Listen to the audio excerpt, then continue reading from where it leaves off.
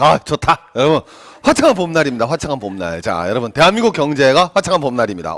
진짜 대한민국 경제 화창합니다. 예, 얼마나 화창해요. 대기업이죠.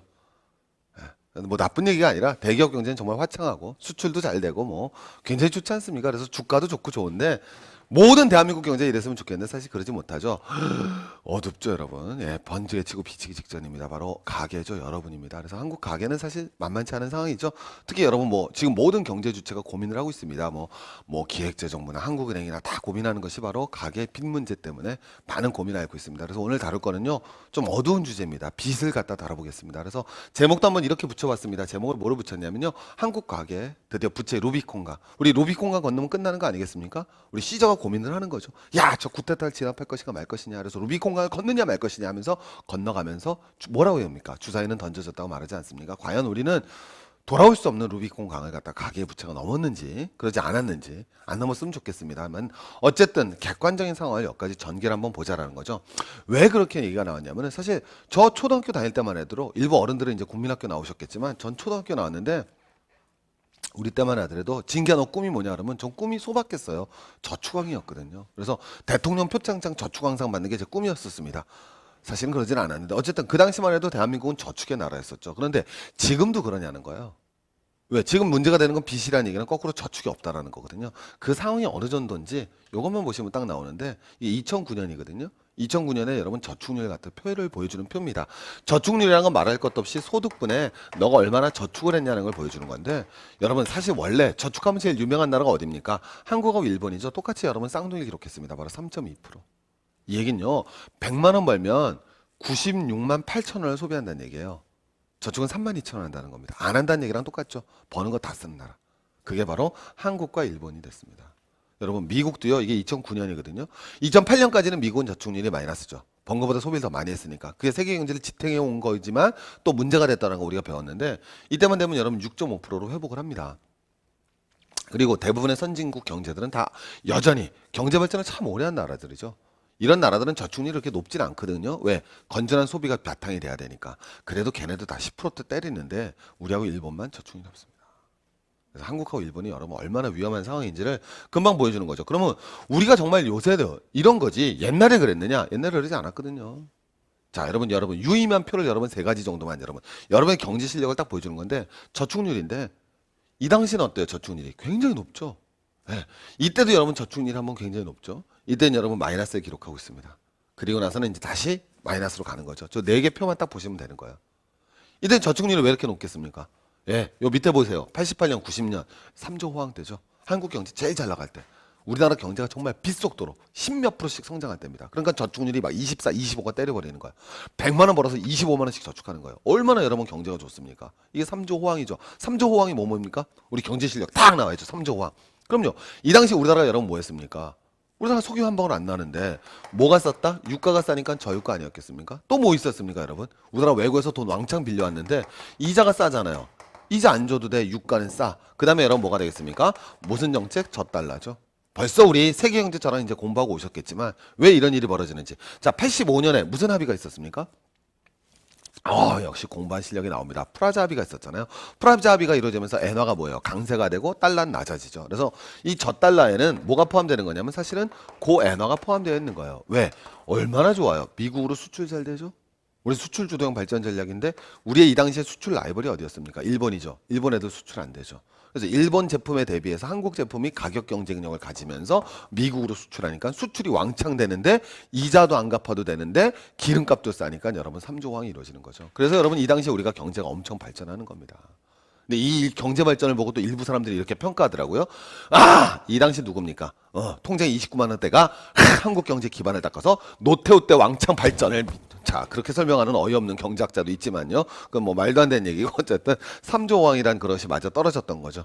자, 그러고 나서는 이제 저축률이 떨어지는 건 당연한 겁니다. 왜? 10%대가 여러분 안정적인 선진국이 되면 아까 보셨죠? 대부분의 선진국은 얼마입니까? 한 10% 정도 하는 게 맞는 건데 자, 갑자기 이번에 한번 쫙 올라가죠. 요건 뭐냐? 보시면 뭐 하겠습니까? 98년 뭡니까? IMF 터지고 나서 IMF가 우리한테 뭘 강조했습니까? IMF가 우리한테 강조했던 가장 큰 건 두 가지가 있는 거죠. 하나는 뭐였어요? 고금리, 하나 노동시장 유연화. 쉽게 자르고 쉽게 해고할 수 있게 하라. 자기네는 안 그러면서. 예, 노동시장 유연화 강조했고 그다음에 고금리 정책 썼죠. 예, 강도 높은 고금리 정책 써서 이 당시 여러분 이자가 뭐야? 20% 25%였죠. 그죠? 예, 그러니까 여러분 누가 다 저축하는가? 왜 안 해요? 100만 원 넣으면 이자 20만 원씩 주는데. 그래서 저축률이 순간적으로 잠깐 높아졌던 거죠. 근데 IMF의 고금리 정책은 여러분 어떻게 해요? 일시적인 거고 계속 떨어지니까 당연히 낮아졌던 거죠. 그럼 이때는 뭐가 되겠어요? 오히려 저축률이 마이너스죠? 2002년 왜 그랬습니까, 여러분? IMF를 극복하는 위기에 대해서 김대중 정권에서 뭐 했습니까? 카드를 갖다 마구 발급을 해주죠. 그래서 그 당시 저 여러분 제가 이 당시 뭐였을까? 막 중학생이었어요. 막 길을 걸어가고 있는데 신한은행에서 다가오죠. 카드 만들어 줄게요. 얼마나 고마워요. 그래서 여러분 그 당시 제가 중학생 신분인데도 막 나이트 가서 막 긁는 거죠. 양주 시켜 막 그러면 죄송합니다. 부킹 막 하고 자 여러분 그 시절이 아니었네요. 자 어쨌든 여러분 여기 이제 간 김대중 카드 대란 터지니까 이 당시 이제 마이너스죠. 사실 이 당시 우리가 카드 개념도 없었거든요. 처음 도입됐던 거잖아요. 그래서 왜 그 당시에 막 현금 쓰는 것보다 카드 쓰면 좀 더 멋있는 것 같고. 그래서 저도 기억나는데 데이트할 때 현금이 아니라 막 카드 가져가고 그렇게 긋던 기억이 납니다. 그래서 이제 신용불량자가 됐어요. 자 어쨌든 그 다음에 이제는 쭉 낮아지는데 자 저축률이 낮을 뿐만이 아니라 저축률이 낮은 것이 또 뭐가 이렇게 문제냐? 자 왜? 그래서 여러분 뭐가 되느냐? 가계부채가 얼마까지 갔다? 지금은 896조. 한마디로 얘기해서 조금만 더 하면 무슨 시대가 나온다? 천조 시대가 나온다고 그러거든요. 이 천조 시대라는 것이 여러분 의미가 어떻게 생각하시면 되냐면은 우리나라 가계 인구가 몇만 명입니까? 인구가 5천만 명이죠. 우리나라 1년 GDP가 몇 조다? 천조예요. 그러니까 우리나라 1년 GDP하고 가계 부채가 똑같다는 거거든요. 그럼 여러분 우리나라 1인당 GDP가 천조 우리나라 GDP가 얼마다? 천조고 인구가 몇만 명입니까? 5천만 명이죠. 그럼 1인당 국민 소득이 얼마예요? 2천만 원이 되는 거예요. 예, 똑같이 한 사람당 빚이 2천만 원인 겁니다. 그럼 여러분 우리가 몇 인 가구예요? 4인 가구 잡잖아요. 그럼 8천만 원인 거죠. 그래서 보통 한 가구가 빚이 8천만 원 있는. 예, 장난 아닌 거죠, 여러분. 가구마다 8천만 원씩의 빚이 있습니다. 일단 이 규모 자체가 여러분 쉬운 규모가 아니라는 거예요. 근데 더 중요한 거는 한 번도 감소하지 않았죠. 꾸준히 뭐 하고 있는 걸 보여줍니까? 증가하고 있다라는 게 여러분 나와 있죠. 그래서 가계부채가 꾸준히 증가하는 상황에서 천조 시대가 열렸다. 좀 있으면. 그래서 한 사람당 빚이 2천만 원이고 한 가구당 빚이 8천만 원인 시대다. 그럼 여러분 만약에 금리가 10%가 버리잖아요. 그럼 여러분 1년에 800만 원씩 빚을 갚아야 됩니다. 한 가구가. 그 시대가 다가오고 있다. 자, 그래서 여러분 이제 한번 가보시면 알겠지만 가처분 소득 대비 이자 지급 비율 추기. 즉 가처분 소득이라면 뭐가 되겠습니까? 소득에서 세금 뺀 거죠. 예, 그 중에서 얼마나 이자로 내고 있느냐라는 게 나오는데 아까 보셨지만 빚이 몇 조다? 천조가 되면요. 이자율이 몇 프로? 한 5% 가면 40조에서 50조를 갖다 매년 은행에다 내야 되죠. 그래서 이제 지금 이제 한국 가계가 매년 빚이 천조고 그 중에서 한 이자율이 5%니까 50조 정도를 은행에다 여러분 뭐 한다? 매년 이제 갖다 바쳐야 되는 겁니다. 뭐 그게 갖다 바치는 표현이 맞는지는 모르겠습니다만. 자, 근데 이제 더 재밌는 거는 빚이 이렇게 올라가서 빚이 많다는 걸 이제 공감을 했습니다. 그럼 이제 사람들한테 제가 물어보는 거예요. 빚이 많았을 땐 제일 문제가 되는 건 뭐예요? 여러분 모든 경제 위기는 제가 말씀드리지만 미국이나 어느 모든 경제 위기는 거품 붕괴로부터 출발하는 거예요. 근데 거품이 붕괴됐다는 얘기는 거품은 뭐다? 빚이에요. 거품이라는 건 동의가 빚 아니겠습니까? 지금 우리 친구는 어떻게 돼요? 소득이 어떻게 돼요? 지금 직장인 지금 우리 이제 다 아시죠? 우리 친구 이제 저 와서 강의 듣는 알바인데 자 근데 가방은 가방 확 보여주고 싶네요, 여러분. 구찌예요, 가방은. 물론 짝퉁이 진퉁이 미쳤어요. 진퉁 사는 게 문제인 거예요. 친구는 짝퉁 사고 갖고 다녀야 될 상황인데 진퉁 샀으니까 소득은 한 달 소득이 60만 원인데 가방이 600만 원짜리예요. 거품이죠. 다 빚 냈을 거 아닙니까? 그래서 여러분 다 빚 때문에 터지는 거거든요. 그래서 그 빚을 점검하는 게 되게 중요한 건데 제가 이제 물어보고 싶은 거는 빚이 많아져서 빚 많은 사람이 제일 무서워하는 건 뭐예요? 고금리죠. 이자가 많아지면 여러분 제일 무서운 거 아니겠습니까? 근데 한국 사회에서 고금리가 됐을 때 이제 빚이 무너지는데 미국 어디가 터졌죠? 서브프라임 모기지론이 터졌잖아요. 서브가 뭐 했다 그랬습니까? 고소득자, 저소득자, 신용 나쁜 사람들. 그래서 우리가 뭐가 문제냐면 야 고금리가 되면 그래 빚 많이 진 애들이 어려워질 거야. 일반적으로 빚지는 거는 돈이 없어서 빚지니까 가난한 애들이 빚진 거 아니겠어? 그래서 미국도 가난한 애들부터 터졌어. 한국도 가난한 애들부터 터지지 않을 거야 라고 생각할 수가 있는데 그건 좀 우리는 경제상이 다르다. 네, 그 포인트입니다. 근데 왜 그게 다른 거냐? 요거 보시면 금방 나오는 거죠. 요거 뭐냐? 소득 분위별인데 잘 사는 사람들 못 사는 사람인데 1분위라는 거는 이제 100명 중에서 가난한 20명. 요 5분위는 잘 사는 사람이 20명. 그러니까 100명을 쭉 일렬로 세워놨을 때 잘 사는 20명, 못 사는 20명인데 재밌죠? 어때요? 예, 둘 다 높죠, 요게. 가처분 소득 대비 부채 비율이 높습니다. 그래서 우리나라는 빚진 게 중산층이 아니라 부자고 가난한 사람만 빚지는 거예요. 예, 아주 재밌습니다. 가난한 사람 왜 빚지겠어요? 힘드니까. 요건 뭘 보여주는 거냐면 가난하다고 다 빚진 건 아니죠. 가난한 사람 중에서 빚진 사람들은 소득이 100만 원이면 빚이 587만 원이 있어. 이 뜻이에요. 네, 오케이, 오케이. 요건 뭐가 되냐? 부자들이라고 해서 다 빚지는 건 아니죠. 부자들 중에서 빚진 사람은 얼마다? 재산이, 아니, 소득이 1억이라면 빚은 2억 1천만 원 지고 있어. 그래서 여러분, 우리는 빚이 양극화돼 있답니다. 하다 우리는 무조건 양극화로 가고 있는 거예요. 빚까지 양극화. 그래서 부자도 빚이 많고 가난한 사람도 빚이 많다. 여러분, 이거 하나만 가지고 얼마나 재밌는 게 나오는지 아십니까? 가난한 사람 왜 빚이 많겠습니까? 먹고 살기 힘들어서 생활비가 안 되니까. 이거 특히 여러분, 이 가난한 사람들이 이것이 늘어난다. 뭐가 늘어나면 확 늘어나겠어요? 예, 뭐 농수산 식품 가격이 올라가면 저게 확 늘어나죠. 가난한 사람들은 뭐가 높습니까? 엔겔 지수가 높죠. 전체 소비에서 식소비가 차지하는 비중이 크지 않습니까? 그러면 여러분 이 식소비가 차지하는 비중이 크죠. 그 가격이 올라가게 되면 부담이 커지게 되는 거죠. 요새 여러분 중동 민주화의 경제적 동의는 가보면 다 그거 아니겠습니까? 예. 오케이. 중동 민주화 경제적 동의는 자 이거 나중에 이제 되오겠지만 대한민국에서는 혁명은 없어요 앞으로. 전 단 한 컷 없다고 봅니다. 왜 대한민국에 혁명이 없을까요? 혁명은요 젊은 사람이 많은 나라에서 만나는 거예요. 예. 젊은 인구의 비중이 높은 곳에서만 혁명이 나오지 프랑스 혁명 당시에서도 유럽에서 프랑스가 그 젊은 인구의 비율이 제일 높았습니다, 여러분. 젊은 인구 비율이 높지 않은 나라는 혁명이 나올 수가 없어요. 여러분, 노인 국가에서 무슨 혁명입니까? 무슨 노인이 무슨 혁명을 해요. 그래서 대한민국은 저는 혁명이 없다고 단언할 수 있어요. 일본과 한국은 혁명이 없습니다. 단언하게 말할 수 있는 건데 중동에 거기 젊은이들 많으니까 나오는 거예요. 무슨 자 어쨌든 떠나서 그걸 떠나서 뭐가 되는 거냐면 요게 딱 보이시면 이게 나오는 거예요. 그러니까 딱 나오는 거죠. 어떤 대책이 필요하다. 근데 이거는 다 모든 나라가 다 똑같은 건데 우리나라만 이런 거예요. 우리나라만 이렇다 이거죠. 왜? 에이, 부동산. 아니 잘 사는 사람들이 왜 빚졌겠어요? 먹고 살 게 없어서 빚졌겠습니까? 뭐 때문에 빚졌겠습니까? 여러분 다 부동산 하는 거죠. 그럼 이 부동산 사는데 빚졌다는데 이거 살라고 샀겠어요? 투자하려고 샀겠어요? 좋게 말하면 투자하고 나쁘게 얘기하면 투기죠. 그럼 이건 금방 나오는 거죠. 이건 1가구 몇 주택 얘기했어요. 그럼요. 1가구 1주택은 여러분 자기 사는 거 아닙니까? 1가구 다주택자죠. 그럼 주택이 많은 거 아니겠습니까? 그럼 이 사람들 그 집 다 사나요? 여러분 1가구가 3주택에 사는 방법이 있습니까? 아들 하나 딸 하나 나 따로 사는 거? 그거 아니죠. 그럼 뭐예요? 같이 살고 나머지는 다 뭐 준 거예요? 전세 준 거죠. 그래서 여러분 이건 다 전세입니다. 그래서 대한민국만 있는 제도가 뭐죠? 전세 제도고 전세 제도가 존재하기 때문에 거꾸로 이게 나와 있는 거예요. 얼마나 재밌습니까? 그럼 이제 금리가 올라가잖아요. 예를 들면 금리가 올라가면 왜? 부자들 입장에서도 뭐예요? 갚아야 될 이자는 더 커지죠? 예, 그럼 뭐예요? 돈 없으면 전세값 올려야죠.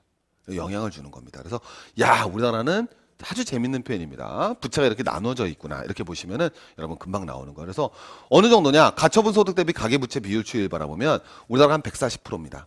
그러니까 1억 벌면 빚은 얼마 있다? 1억 4천만 원 있다는 거죠. 근데 여러분 이게 어디보다도 크다? 미국보다도 큰 겁니다.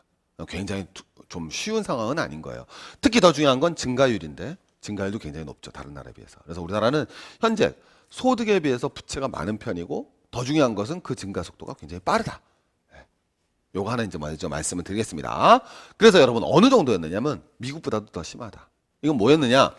한국과 미국의 원리금은 원금 플러스 이자 상환 부담 비율이거든요. 그래서 무슨 소득분해? 가처분 소득분해. 네가 버는 거에서 원금과 이자에 얼마 내야 돼? 그래서 2008년이 뭐가 터졌습니까? 금융위기 터졌죠. 미국이 여러분 몇 프로? 14%에서 터진 거예요. 근데 우리는 여러분 몇 프로였다? 20%였거든요. 그러니까 우리가 상황이 그럼 이제 물어보는 거. 한국이 먼저 터졌어야 되잖아. 근데 그러지 않은 이유도 한번 보여드리고요. 예. 그럼에도 불구하고 어떤 점이 문제인지 또 한번 가보겠습니다. 요때 이제 낮아진 거는 이제 저금리 정책 쓰는 거니까. 예. 이자 비율이 여러분 확 줄어들었기 때문에 이제 줄어드는 건데 어쨌든 다시 우리가 2008년 수준의 금리로 돌아가잖아요. 그럼 다시 우리는 뭐다? 100만 원을 벌면 그중에 20만 원은 뭐에다 써야 된다? 원금과 이자를 가야 되는데 쓰게 된다. 그 상황이 도래되겠죠. 예. 2008년 금융 수준으로 금방 갈 테니까. 네, 그거까지 여러분 머릿속에 내시면 이제 한국 가겠네. 이제부터 예를 보겠습니다. 그런데 자 우리 모든 사람들이 얘기하고 있는 거예요. 가계가 부채가 많다라는 거 그거 일부 사람들은 문제 없다라고도 얘기를 하지만 이제 대부분 이제 정부에서는 항상 정부는 항상 문제가 없어요. 어느 나라 정부든 그죠? 예. 우리 뭐 어디예요? 이번에 일본 지진 난데 거기 제일 가슴이 짠 게 그 폐허가 됐는데 플랜카드가 딱 걸려 있잖아요. 원자력에 대한 올바른 이해를 오케이? 우리 마을 발전한다. 가슴이 찡하잖아요. 그 플랜카드가 거기도 일본도 똑같았던 거예요. 그죠? 예. 그 마을마다 붙여 있잖아요. 안전한 자, 여러분 가슴이 좀 짱하더라고요. 자, 어쨌든 뭐가 되느냐? 모든 사람들이 우리 뭐 정부에서는 이제 한다. 근데 이렇게 정부 말 잘 들어갖고 이렇게 부자 된 사람 별로 없지 않습니까, 여러분? 그죠? 그거 뭐 다 하실 텐데요, 뭐 그죠? 우리 뭐 그 어떤 정부를 떠나서 그죠? 노무현 정권 때 우리 뭐 했습니까? 부동산 사는 사람들 다 망하겠다고 그랬잖아요. 근데 부동산 사람들 다 부자 됐잖아요, 여러분. 그러니까 너무 정부 말씀 믿지 마시고요. 자, 여러분. 한번 가보겠습니다. 그죠? 여러분 정부 말 들으면 부동산 다 잡겠다고 그랬잖아요. 안 잡는 정부가 어디 있었어요. 그럼 부동산 투자했으면 다 망할게요. 우리나라 부자 한 명도 없게. 우리나라 부자 다 부동산 부자지. 자, 가계부채 폭탄은 여러분 말할 것도 없이 뭐다. 빚이다. 빚은 뭐의 문제다. 금리가 올라간 문제는 건데. 자, 여러분 그럼에도 불구하고 우리나라가 더 취약한 건 뭐냐는 거예요. 저는 여러분 우리나라가 이제 대안이 나와야 되죠. 뭐냐면 우리나라 부채의 가장 큰 문제는요. 변동금리형 담보대출이라는 거예요. 여러분 다 대출 뭐 때문에 받았습니까? 대부분 한국 사람들 담보 받는 거. 우리 중산층, 가주 저소득층 말고는 다 부동산 때문에 대출 받는 거죠. 맞지 않습니까? 처음에 저도 똑같았고요. 자, 다 그렇습니다, 여러분. 부동산 때문에. 맨 처음에 집 살 때 뭐 합니까? 맨 처음에 전세금 얻을 때도 그때도 또 빚내죠. 전세자금 모자랄 경우. 부모한테 빌리거나. 그잖아. 안 갚아도 되는 빚이죠, 이거는. 그죠? 뚝 띄어 먹을 거지만 부모한테 빌리거나 부모가 없을 경우는 뭐 은행에서 빌리거나. 그죠? 아니면 친구한테 빌려서 띄어 먹거나 그런 거란 말이에요. 그죠? 아니면 또 처음 집 살 때도 마찬가지로 다 부동산과 연계가 돼요. 그건 우리만이 아니라 어디든지.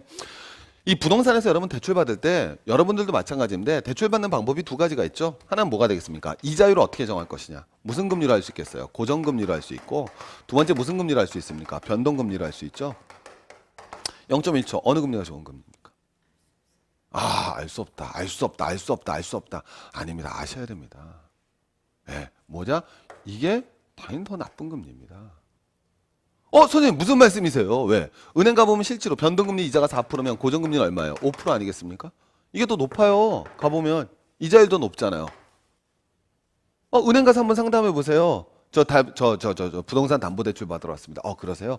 그러면 이자율은 어떤 방법이 있습니까? 물어보면은 원래 물어봐 주지도 않아요. 무조건 이걸로 주려고 그러지. 무조건 이걸 주려고 그런다고요. 근데 고정금리가 더 비싸다니까요. 이거는 뭐가 돼요? 더 싸고.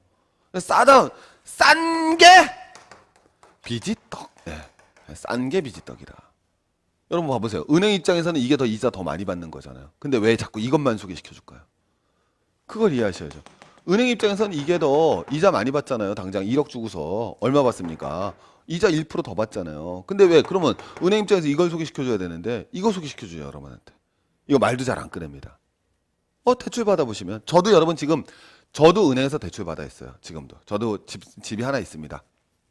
자, 근데 대출 받았거든요. 네, S은행에서 대출 받았습니다. 지금도 갖고 있습니다. 원리금에서 열심히 갖고 있습니다. 오케이? 실제로 정말이에요. 네, 갖고 있어요. 열심히 갖고 있는데 저도 이걸로 했어요. 저도. 왜? 우리나라는 다 이걸로 하니까. 저랑 뭐 툭툭 뭐 할 거 없으니까. 근데 여러분 은행에서 미쳤냐? 간단한 거죠. 왜? 결국 뭐가 문제가 되냐면 변동금리라는 건 이자가 올라가면 올라가고 떨어지면 떨어지는 거죠. 올라갈지 떨어질지 모르니까 문제 없다라고 생각하는데 그게 아니죠, 여러분. 경제라는 건 리스크 관리가 제일 중요한 거죠. 뭐를 회피해야 됩니까? 위험을 회피해야 되잖아요. 고정금리라는 거는 위험을 이걸 누가 부담하겠다라는 거예요? 은행이 부담하겠다는 거죠. 변동금리는 위험을 누가 부담하라는 거예요? 가계가 부담하라는 거지 않습니까? 네. 그게 바로 여러분 1%의 차이죠. 은행에서 뭐라 그래요? 나 1%덜 먹겠어. 하지만 위험은 가계가 다 부담하렴. 이거거든요. 그래서 이것도 일종의 약탈적 대출입니다. 약탈적 대출이라는 거는 기본적으로 두 가지 스타일이 있을 수가 있어요. 약탈적 대출이라는 건 하나는 뭐가 약탈적 대출이 될 수 있냐면은 뭐냐면은 쉽게 표현하면은 그 사람의 소득을 보지 않고 대출해 주는 거. 이게 약탈적 대출이죠. 우리 미국에서는 닌자 같은 거죠. 이제 소득이 없어요. 그럼에도 불구하고 대출해 줍니다. 이건 문제가 발생했을 경우 뭐가 되겠습니까? 무조건 회수해 와갖고 너 엿되게 만들겠다. 이 뜻이거든요. 맞지 않습니까? 그러니까 너 소득 상관없어. 너 집은 대신 있잖아. 그 얘기는 뭐예요? 만약에 금리가 올라가면 집 뺏어올 거야. 넌 끝장이야 하거든요. 이 약탈적 대출이 넘버 원이고 두 번째 약탈적 대출 금방 이해가시겠죠. 우리 대출에 대해서는 한번 우리 경제 원론 시간에 미제스나 뭐 이런 친구들 가보면서 그때 다시 약탈적 대출에 대해서는 또 공부합니다. 자, 어쨌든 이게 돼 있기 때문에 한국에서 여러분 제일 금리가 문제가 되는 거냐면 변동금리형 담보대출이라는 거예요. 그래서 금리 인상에 취약한 구조라는 거죠. 왜? 고정금리를 빌렸으면 금리 올라간다고 해서 문제 없지 않습니까? 어디 미국도 16%밖에 안 돼요. 변동금리가. 일본도 여러분 34%밖에 안 됩니다. 근데 우리나라는 변동금리형 담보대출이 높기 때문에 금리 인상이 굉장히 취약한 구조다. 그래서 여러분 금리 인상을 정부에서도 굉장히 힘들어하는 거예요. 금리 인상을. 두 가지 이유 때문이죠. 하나, 경제가 위축될 뿐만 아니라 가계의 이자 부담이 커지기 때문에 쉽게 금리 인상이라는 카드를 못 꺼내드는 거죠.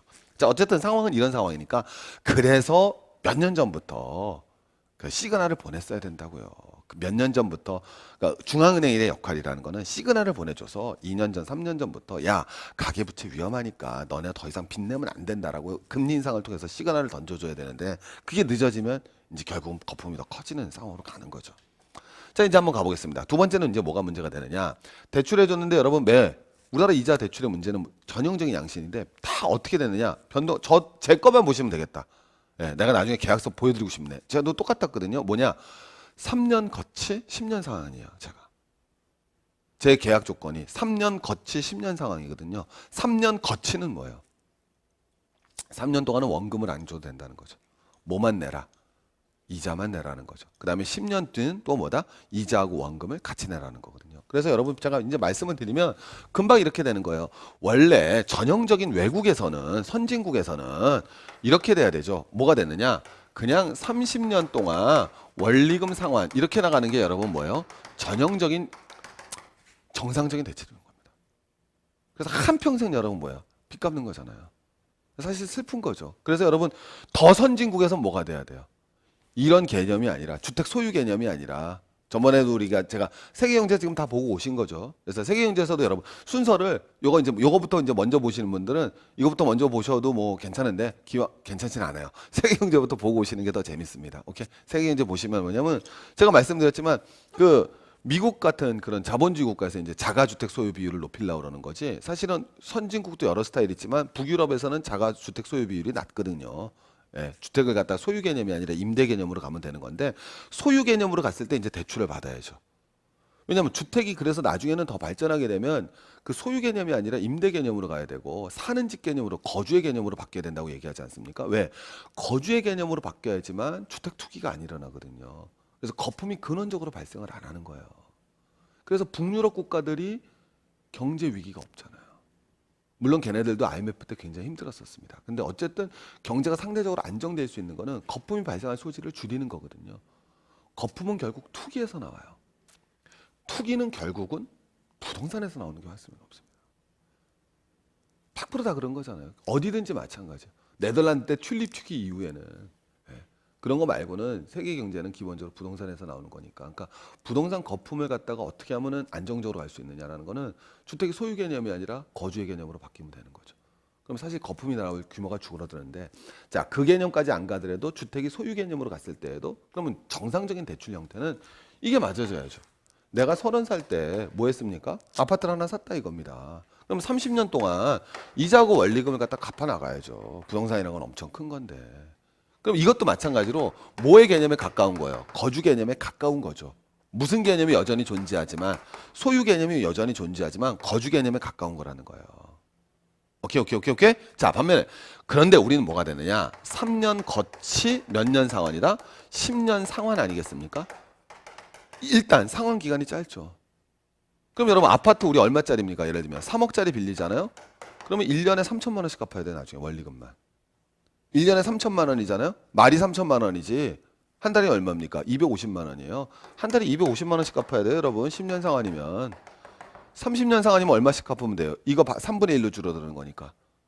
그죠? 얼마가 되겠습니까? 70 얼마지? 3분의 1이니까 80 몇만 원 갚으면 되는 건데 장난 아니잖아요. 이것만 있나요? 모두 떨어집니까? 이자도 떨어질 거 아닙니까? 여기에다가 이자까지 3년 동안은 이자밖에 안 내니까 아무 부담이 없어 보이잖아요. 이건 한마디로 얘기해서 뭐다? 집값 오를 걸 그때 팔세요야. 3년 가지고 있다. 무슨 원리금 상환 생각해요. 3년 동안 이자 내다가 이자보다 집값이 더 오르면 팔아서 돈 버세요지. 약탈자 대출이잖아요. 만약에 집값 안 오르면요? 그건 몰라요. 그게 전형적인 은행 약탈적 대출이라는 거죠.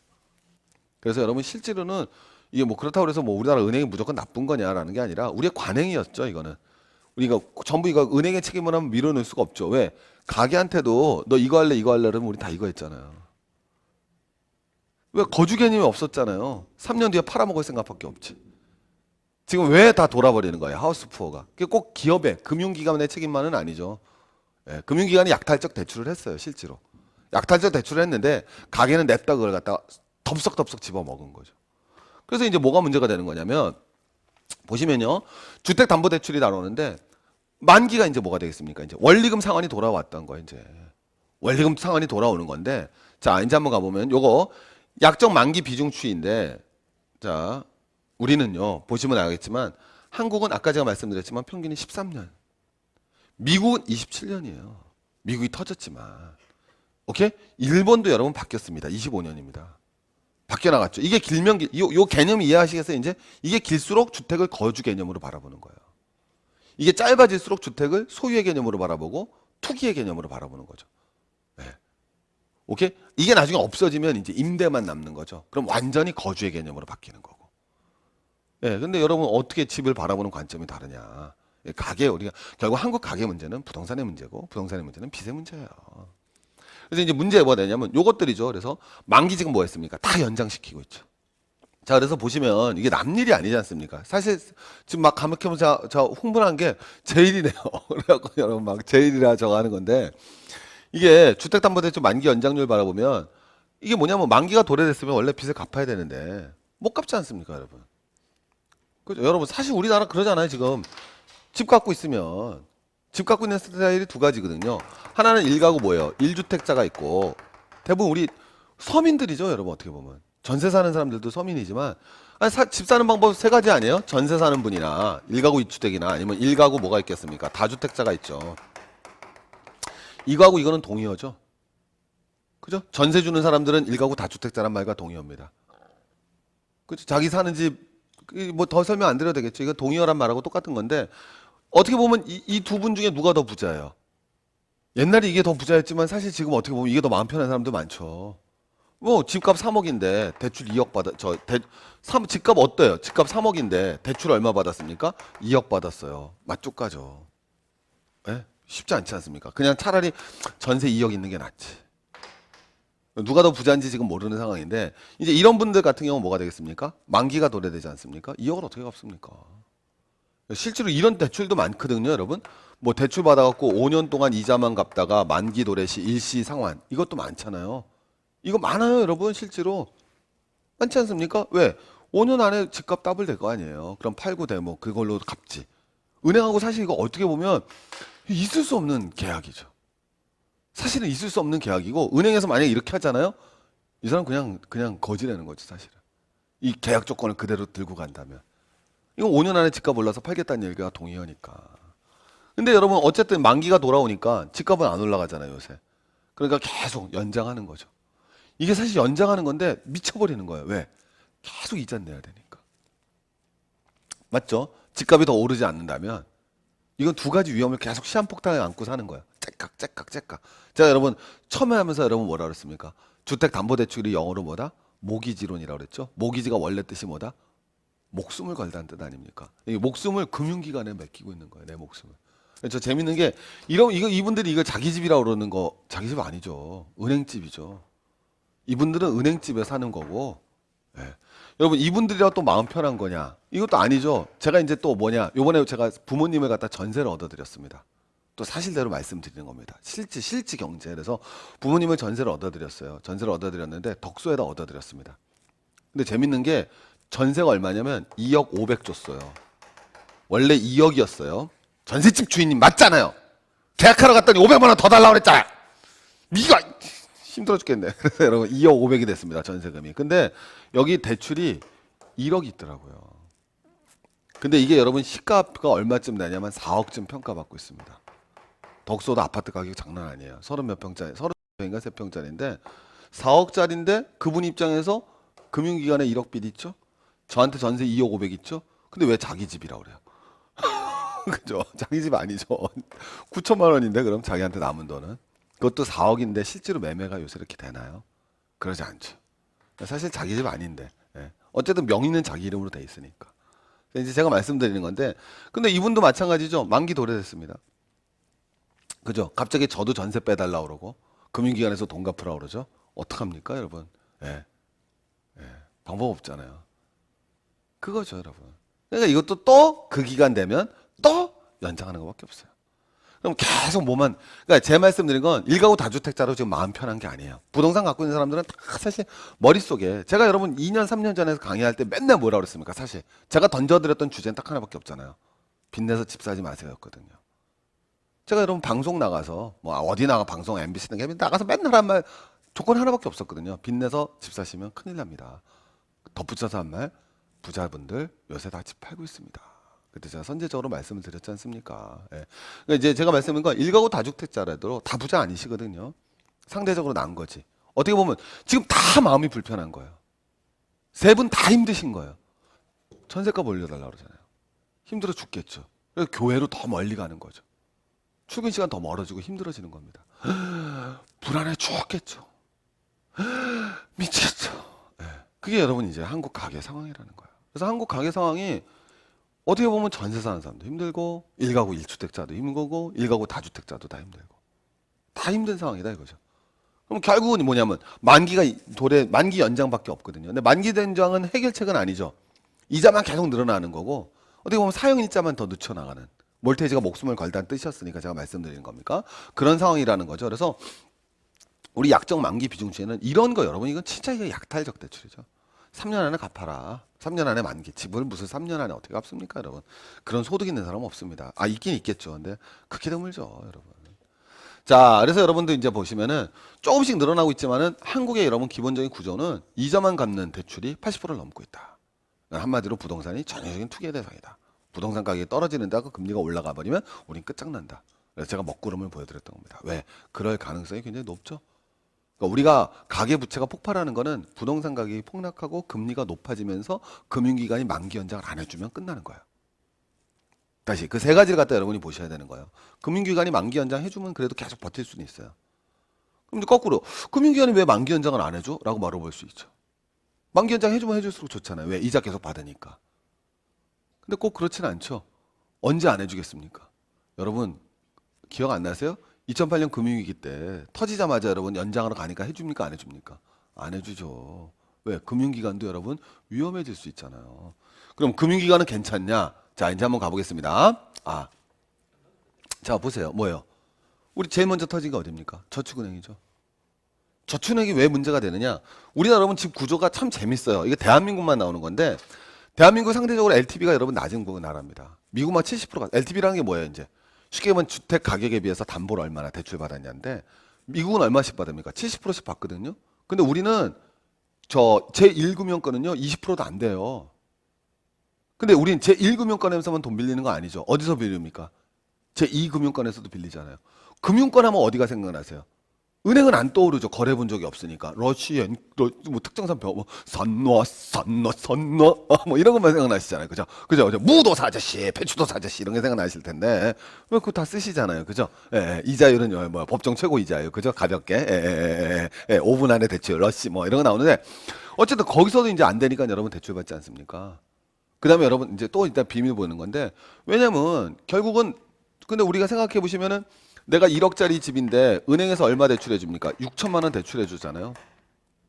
우리 앞에 계신 소장님 있습니다. 이 한국 사회 구조 뻔한 거예요. 지금 집 있으시잖아요. 그죠?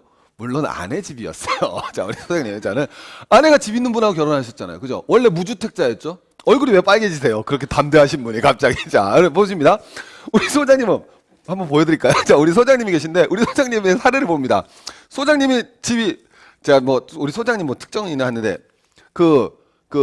서울이 아니라 서울 아이로 시작하는 인천시에 사시잖아요. 뭐 특정상. 그런데 집값이 얼마쯤 한다? 2억쯤 하는데 대출 얼마 받으셨어요? 1억 5천. 얼마나 아름다웁니까? 예술적이지 않습니까, 여러분? 이 정도가 돼야지 그래도 대한민국 사람으로서, 오케이? 대한민국의 강한 승부사 기질, 배팅 정신이 여러분 넘쳐나는 거 아니겠습니까? 뭐 아니면 도다. 우리는 가서 막 인생에 죽고 살자. 근데 1억 5천인데 제가 말씀드리는데 이거거든요. 근데 여기서 이제 보통 이러면 1억은 은행에서 빌려주는데 어느 은행이 이걸 빌려줍니까? 좀만 까줘도 여러분 못 하는데. 그러면 이제 5천만 원 어디 갔겠어요? 그럼요. 제2금융권이 가지 않았습니까? 예. 근데 제2금융권이 여러분 바로 뭐예요? 지금 저축은행이죠. 예. 부동산 프로젝트 파이낸싱 안 돼갖고 지금 박살났잖아요. 그래 이러면 막 돈 못 갚아갖고 막 터졌지 않습니까? 예, 저기 부산에서 제일 큰 저축은행도 터지고 저기서도 터지고. 근데 걔네들이 어떻게 나중에 연장을 해주겠습니까? 그잖아요, 여러분. 근데 그게 이제 시초일 수 있다라는 거예요. 감을 잡으시라는 겁니다. 그래서 미부당, 이것도 미부당도 여러분 뭐예요? 조금 줄어들고는 있지만 여전히 많지 않습니까? 오케이? 그러니까 그 조건이 완성돼 갈 수 있다라는 거예요. 아까 말씀드렸던 무슨 조건? 세 가지 조건. 만기도를 했을 때 연장 안 해주거나, 그 다음에 금융 이자가 높아지거나, 아파트 가격이 떨어지고. 세 가지 흐름이 다 보이죠. 그게 어느 순간 임계치를 넘어가는 순간 터질 수 있다라는 거죠. 네, 그걸 여러분 조심해라. 오늘 말씀 강의 드리는 건 그 내용입니다. 그래서 이제 우리가 이제 보여지면 뭐가 문제냐면 우리가 이렇게 부동산 위기가 닥친 게 굉장히 오래전이라고 생각하는데 사실은 그렇지가 않아요, 여러분. 가계 위기는요, 10년 만에 전개된 겁니다. IMF는 다음 시간에 보겠지만 기업의 위기였고요. 오케이? IMF 여러분 97, 98 아닙니까? 지금 10년밖에 안 지났잖아요. 지금 가계 위기로 전환된 거예요. 10년밖에 안 된 게 가계 위기라는 게 이제 뭐가 되는 거냐면 보시면 알겠지만요. 2000년만 하더라도 우리 실물 자산과 금융 자산, 실물 자산 부동산 아닙니까? 부동산하고 뭐 실물 자산 더하면 차밖에 없어요. 예. 근데 차값하고 저 부동산 가격하고 부동산이 훨씬 더 크잖아요. 그잖아요. 오케이? 뭐 없으신 경우도 있고. 이 금융 자산 비중이 이랬거든요. 6대 4 정도였어요, 이 당시에. 이게 보통 5대5, 6대4 합니다. 선진국도. 이게 큰 무리한 비중이 아니었었다니까요. 이게 10년 만에 8대1을 넘어서는 거죠. 보여지시죠, 여러분? 요 10년 사이에 변한 거예요. 그래서 10년 사이에 금융자산도 늘어났겠지만 그거에 비해서 부동산 자산 증가 속도가 너무나 빨랐다라는 거죠. 한국 가계 비중이. 그래서 이제 불균형이 이 당시에 발생한 거다. 그래서 10년 사이에 발생한 겁니다. 그래서 뭐 어쨌든 뭐 이게 뭐 정부 정책도 큰 건데 하여튼 이게 똑같은 거예요. 우리도 미국하고. 우리 미국 했을 때 여러분 뭐 했었습니까? 소득이 줄어드니까 은행이 뭐 했어요? 대출 많이 빌려주게 정치권이 허락을 해주죠. 왜? 자산 효과 때문에. 그잖아요. 소득은 없는데 재산이 많은 것처럼 느껴지면 소비는 줄이지 않으니까. 우리도 똑같은 거죠. IMF 맞고 나서 여러분 뭐예요? 소비를 늘려나갔어야 됐죠. 기업이 살기 위해서라도. 소비를 늘려나가는 방법은 뭐예요? 소득은 늘지 않는 상태에서 소비를 늘리는 방법. 자산 효과밖에 더 있겠습니까? 저금리 정책을 통해서 혹은 뭐 심지어는 우리는 뭐까지 했어요? 카드 왕창 발급해주는 일을 통해서 소비를 그런 뭐라고 표현해야 될까요? 그 인위적으로 부양시켰던 거죠. 그게 오늘의 이제 문제로 나오는 거죠. 자, 이제 마무리로 가는 건데요. 이제 보시면은요, 우리나라가 이제 이런 말을 하는 경우는 있어요. 자, 여기 딱 보시면은 이건 자산이에요. 돈이고, 오케이? 자산인데 이거는 총자산이에요. 그러니까 쉽게 표현하면 이게 우리나라에서 내가 1억 있다. 내가 총 보니까 내가 부동산은 1억짜리가 있고 그 다음에 금융기관엔 돈을 갖다가 얼마를 넣어놨다. 예를 들면 3천만 원 넣어놨다 이거예요. 이렇게 한번 보면 되겠습니다. 그 다음에 근데 뭐냐? 부채가 얼마다? 부채가 이거 딱 바라보니까 2,500만 원이다 이거예요. 예. 그래서 1억 3천에서 1억 2,500 빼니까 1억 얼마가 되겠습니까? 500이 무슨 자산이다? 순자산이다 이거거든요. 근데 이 표만 보면은 이래서 이제 정부가 안심해도 된다고 말을 하는 겁니다. 왜 안심해도 되는 거냐면 금융자산으로 금융부채를 다 갚아버릴 수 있으니까. 제 말 이해되시죠? 한국 가계 안전하다. 우린 미국 같지 않아. 그리고 실제로 이래서 안 터진 거예요. 오케이? 이게 동전의 양면을 보여줘야 된다는 거예요. 다시 이 말은 뭐냐면 이게 중요한 표입니다. 다시 한 번만. 뭐가 되는 거냐면 우리나라 금융부채는 정부에서 이렇게 말하는 겁니다. 아직 괜찮아. 안심해도 되는 게 왜?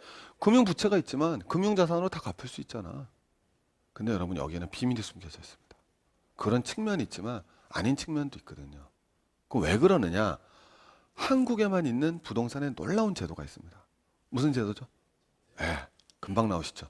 요새는 이제 다 제가 이 얘기 처음 할 때만 하더라도 사람들이 깜짝 놀라시더라고요. 전세제도가 정말 우리나라만 있는 제도예요? 저 되게 많이 들었어요. 그래서 제가 오히려 당황하는 거죠. 제가 정말이에요. 근데 여러분 전세제도는 우리나라만 있는 제도고 그 전세제도에 대해서도 제가 한번 그 말씀을 드리면 전세제도 어쨌든 우리나라만 왜 전세제도라는 게 집값이 오르는 것을 전제로 하지 않는다면 전세는 있을 수가 없죠. 왜냐하면 집값이란 건 사용을 하게 되면 모든 제품의 가치는 뭐예요? 떨어져야 되는 거 아니겠습니까? 맞잖아요. 핸드폰도 쓰면 자동차도 쓰면 가격이 떨어지는데 왜 집은 올라요? 집은 흔집이 되는데. 그 있을 수가 없잖아요. 그러니까 전세 제도라는 거는 일단 그거 집값이 떨어져야 되는 건 당연한 거고. 그러니까 뭘 받아야 돼, 당연히. 월세를 받아야 되는 건데. 우리 전세하는 거 왜 합니까, 전세 제도? 전세는 누가 준다? 일가구 다주택자가 주죠. 집을 거주가 아니라 투자의 목적으로 산 거 아닙니까? 근데 집을 갖다 살려고 그러니까 돈이 한꺼번에 왕창 필요하죠. 그럼 왕창 필요하려면 여러분 뭐야? 전세를 받아내야 되죠. 근데 전세도 여러분 알고 보면 내가 일가구 다주택자입니다. 집 여러 채 있으시죠? 고개를 끄덕이시네, 사실. 근데 여기서 왜 알바하고 계시는 거예요? 자, 그럼 뭐든지 다 하실 수 있는 분이에요, 이분은. 자, 근데 우리 친구 이제 생각을 해봅시다, 이거죠. 일가구 다주택자라 전세를 줬단 말이에요. 내가 전세를 줬어요. 전세를 준 사람인데 뭐가 문제가 되냐? 전세는 친구한테 부채예요, 아니에요? 부채죠. 왜? 돌려줘야 되는 거니까. 여긴 없잖아요. 저 지금 무슨 부채라고 써 있습니까? 금융부채는 금융기관 부채거든요. 그죠? 이 얘기는 뭐가 되느냐? 전세는 여기에 계산이 되지 않는다는 거예요. 할 수가 없어요. 왜? 세계에서 통계를 낼 때 우리나라만 있는 제도니까 제출할 의무도 없고 자료도 없는 거죠. 자료는 있지만 의무가 없는 거예요. 파악이 안 되는 거죠. 한국 경제만 나올 수 있는 거니까. 이 표만 보면 멀쩡합니다. 왜? 보세요. 한국 가계가 금융자산이 5,700만 원인데 아파트 담보대출이든 뭐든 뭐 주택담보든 다 뭐 기본적으로 부동산 때문에 빚졌을 거 아닙니까? 예. 그럼 뭐 하냐? 여기서 갚을 수 있다라는 거예요. 근데 금융부채만 나와 있는 거는 은행에서 빌린 돈만 나와 있지 여기서 전세 자금은 안 들어가 있다라는 거죠. 그게 여러분 통계 허구죠. 문제가 될 수 있는 거예요. 왜냐하면 이걸로 전세값도 빼줘야 되고 이것도 줘야 되는데 그죠? 이건 줄 수 있지만 전세값은 계산돼 있지 않다라는 거죠. 그러니까 실제로 못 갚는다는 거죠. 그래서 여러분 제가 계산을 해봤을 땐 뭐가 되느냐? 우리나라 가계대출 총액이 996조입니다. 지금 잡혀 있는 게. 근데 전국 아파트 총액은 우리 가정주택은 빼자. 그건 계산이 잘 안 돼서 아파트 총액은 1,700조입니다. 근데 전국 전세값이 약 1,000조쯤 되죠. 네. 그러면은 아파트 판 걸로는 무엇을 가계대출과 전세금을 다 못 빼준다죠. 재밌죠? 네. 오늘의 결론입니다, 여러분. 네. 그래서 우리가 부채를 쉽게 생각하시면 안 된다. 아파트 다 팔아도 가계대출한 것과 전세금 못 빼준다. 그러니까 사실 이미 불균형 상태인 거죠. 여기 일반 주택이 더 더해져 갖고 그게 아주 크면 괜찮겠는데 일반 주택이니까 아직까지 너무 불안하게 생각하지 마시고 이거는 사실은 어떻게 보면 이제 가진 자산보다 부채가 더 많다는 얘기죠. 전국 아파트 가격보다는 전세금하고 대출 받은 게 더 크다. 이게 만약에 모든 주택 가격으로 변한다. 그거보다도 더 커졌을 때는 실질적으로는 마이너스 상태죠. 이제 한번 붕괴되면 그냥 끝장나 버리는 거죠. 남는 게 없으니까. 그런 상황이다. 그래서 우리가 이제 힘을 모아서 그래서 이게 정부 사실 어떤 건데 이게 제가 말씀드리지만 10년 동안 이런 일이 벌어졌던 거는 오해하시면 제 솔직히 저는 이제 편하게 말씀드리지만 그런 의미에서 저는 10년 동안의 그런 김대중 정권이나 노무현 정권의 그런 부동산 정책은 저는 실패했다고 생각을 합니다. 개인적으로. 그걸 뭐 성공했다고 일부 사람들 얘기할 수도 있겠지만은 그거는 뭐 한 상태였냐? 소득이 줄어드는 상황에서 소비를 유지하는 방법은 미국이나 우리나 뭐 몰라서 하는 게 아니라 선택할 수 있는 건 자산 효과밖에 없었거든요. 그럼 그 자산 효과를 일으키기 위해서는 자산 효과라는 건 이제 다 금방 아시겠지만 집값이 오르면 소비 늘릴 수 있잖아요. 그러기 위해서 저금리 정책을 썼던 거고 모든 정권이 저금리 정책 쓰지 않았었습니까? 그죠? 그래서 빨리 사실 우리가 좀 이전에 힘들더라도 고금리 정책을 가서 시그널을 던져줬어야 되는데 그러지 못한 상황이 왔기 때문에 점점 더 힘들어지는 거죠. 더 늦춰지면 늦춰질수록 더 힘들어지는 겁니다. 이제 고금리 정책 가면 더 힘들어지는 거죠. 그럼에도 불구하고 빨리 전환이 이루어지고 가계 책임도 제가 말씀드렸지만 있다고 말씀드렸죠. 그래서 앞으로 혹시 더 젊으신 분들 집 사실 때 혹은 다시 하실 때는 아까 말씀드렸지만 3년같이 10년 상환 이런 거는 하시면 안 됩니다. 좀 힘들어 보이더라도 어느 정도 금리가 낮다고 판단되시면은 그때는 고정금리 대출 하셔가지고 3, 4년 거치 상환하셔서 집에 사시는 거예요. 네. 왜냐면 앞으로 더 힘들어지십니다. 오늘 제가 꼭 말씀드린 건 이제 한국 가계니까 전세금은요 더 올라갈 수밖에 없어요. 그래서 제가 말씀드리지만 원래 전세금은요 집값하고 같아야 됩니다. 오히려 집값보다 차이가 없어야 돼요. 한번 생각해 보세요. 자, 내가 2억짜리 집이 있습니다. 근데 집이라는 건 쓰면 쓸수록 가격이 어떻게 돼요? 떨어지는 게 정상적인 거죠. 그렇지 않습니까? 그럼 내가 2억짜리 아파트 샀으면요. 내년엔 1억 8천만 원 된다고요. 그럼 2천만 원치 내가 뭐가 돼야 되겠습니까? 거기서 소득을 올려야지만 정상이 되는 거예요. 자, 제가 설명드리겠습니다, 여러분. 자, 우리 계산을 하면요. 내가 2억짜리 아파트를 사서 전세를 주지 않습니까? 근데 어쨌든 2억짜리 아파트는 아파트라는 거는 정상적인 마인드를 가지고 있다라면 모든 물건은 사용하면 가치가 떨어져야죠. 미술품도 아니고 지가. 예. 그럼 여러분 떨어지잖아요. 그럼 집을 갖다가 우리 한번 가보시면 이게 1년 지나고 나면 뭐 1억 8천이 됐다. 아니 자동차는 이거보다 감가상각 더 많이 되지 않습니까? 그럼 2천만 원을 여러분 난 뭐예요? 받아내야 되는 거거든요. 그럼 정상적으로 이걸 임대해 줬을 때는 월세로 200을 받아야겠죠. 그러지 않겠습니까? 월세로 200을 받아야 되죠. 그럼 전세를 줬을 때는 얼마를 줘야 되겠습니까? 전세를 줬을 때는 여러분 2천만 원 이자를 받다 뭐예요? 받아내야 되죠? 예. 네. 그럼 여러분 이자율이 몇 프로다? 5%라고 쳐봅시다. 전세를 얼마를 줘야 되는 겁니까? 4억을 줘야죠. 그래서 여러분 없는 거예요. 전세제도는. 제 말 이해하시겠습니까? 전세제도는 존재할 수가 없는 거예요. 외국에서는. 이게 정석이니까.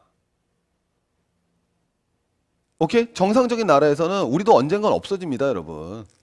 없어지고 그래서 우리도 지금 전세가 다 월세로 전환되잖아요. 집값이 하락하기 때문에.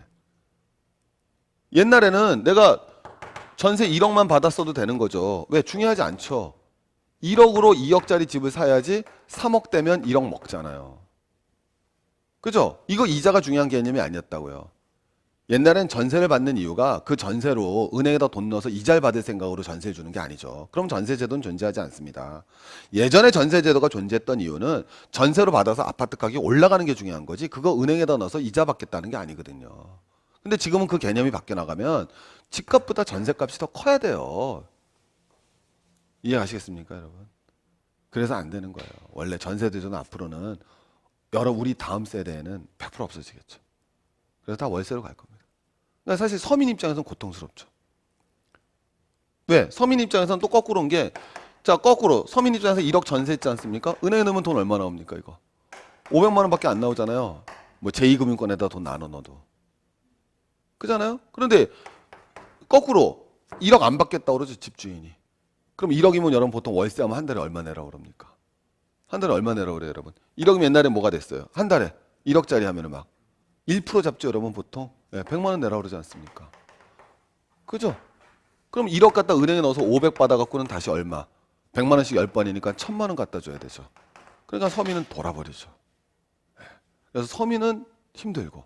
그래서 여러분 우리가 아까도 보셨지만 최근 상황은 여러분 누구만 힘든 게 아니라 한국은 아까 제가 말씀드렸죠. 저소득층하고 고소득층하고 둘이 힘들다. 저소득층 더 힘들다 그랬죠. 뭐다? 전세 사는 사람들 아니겠습니까? 고소득층 1가구 다주택자 아니겠습니까? 다 힘들어지는 거야. 고금리가 되니까. 1가구 1주택자도 힘들고. 그게 우리의 지금 딜레마죠. 다 힘들어지는 상황이다. 가계의 총체적 위기다. 이렇게 말씀드릴 수 있는 겁니다. 그래서 앞으로 어떤 상황이 전개될지 아시고 여러분들에게 이제 말씀드릴 것은 전세제도는 이제 앞으로 없어지고 사실 집 때문에 더 힘드신 시절들이 오실 거니까 조금 우리가 이제 긴축하고 왜 자산 효과 때문에 우리가 10년 동안 법을 했으면 그걸 좀 감내할 수 있는 지혜가 필요하지 않을까 싶습니다. 오늘 여러분 한번 가게 좀 우울하고 어두웠지만 여러분 또 더 좋은 주제로 여러분 다음 시간에 또 뵙도록 하겠습니다.